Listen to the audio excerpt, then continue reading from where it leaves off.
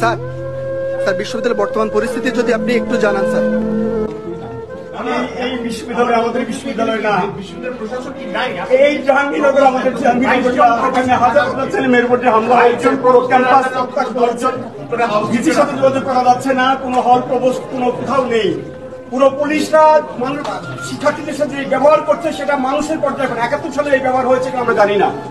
আমরা অসুস্থ শিক্ষার্থীদেরকে রেস্কিউ করতে পারছি না, রেস্কিউ করতে অ্যাম্বুলেন্স নিয়ে আমরা মুভ করতে পারছি না, পুলিশ অ্যাম্বুলেন্সে হামলা করছে।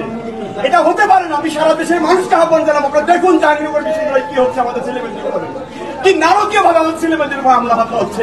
আমাদের কিছু বলার নাই, আমরা সহ্য করতে পারছি না, নিতে পারছি না। আমরা কিন্তু দাঁড়িয়ে আছি আর আমরা নিতে পারছি না।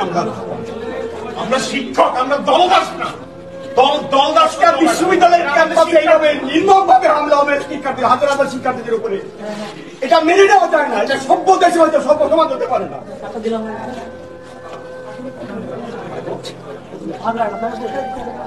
যে আপনারা দেখতে পাচ্ছেন যে এখানে আসলে শিক্ষকরা কথা বলার ভাষা খুঁজে পাচ্ছেন না। এখানে পরিস্থিতি আসলে এতটাই ভয়